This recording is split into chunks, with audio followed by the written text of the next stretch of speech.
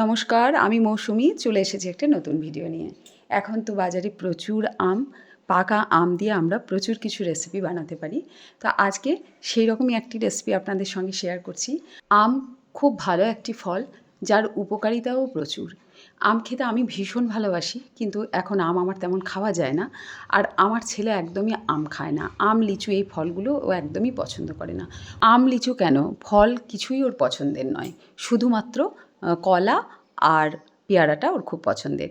তাও পেয়ারাটা খুব লবণ, মানে লঙ্কা গুঁড়ো এই সমস্ত দিয়ে ভালো করে মাখিয়ে দিলে তবেই খায়, এমনি পেয়ারাও খেতে চায় না।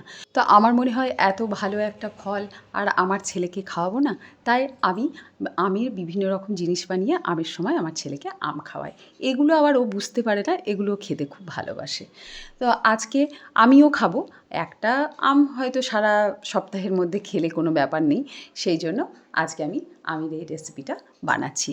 তো আমি দুটো আম, যেহেতু ছোট, আমি দুটো নিয়েছি। বড় আম হলে একটা নিলেই হবে। আর একটা পাকা কলা নিলাম। আমের ভিতরে শাঁসটা আমি এভাবে তুলে নিচ্ছি চামচে করে, এটা চাকু করে কেটেও তুলে নেওয়া যায়। এবার এর মধ্যে চিনি যোগ করব। আম যদি খুব মিষ্টি হয় চিনি দেওয়ার দরকার হবে না, তবে আম টক হলে একটু চিনি দিলে ভালো লাগবে। আর একটু মিষ্টি খেতে আমার ছেলে পছন্দ করে, মিষ্টিটা একটু বেশিই দিলাম, ওই জন্য দিলাম গুঁড়ো দুধ।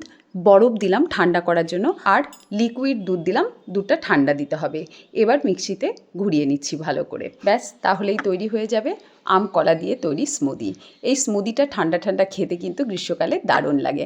আর যেহেতু আম দেওয়া থাকে, আম, কলা, দুধ, সেই জন্য অপূর্ব টেস্ট হয়। আপনারা একবার বাড়িতে বানিয়ে দেখতেই পারেন। যাদের বাচ্চারা আম খেতে চায় না, তারা এইভাবে স্মুদি বানিয়ে কিন্তু দিতে পারেন। গ্রীষ্মকালে ঠান্ডা ঠান্ডা স্মুদি খেতে খুব ভালো লাগে। গ্রীষ্মকালের খুব ভালো একটা ফল হচ্ছে আম।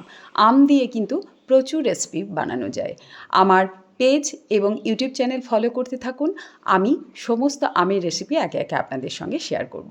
ভালো থাকবেন আপনারা। ফিরবো পরবর্তী ভিডিও নিয়ে।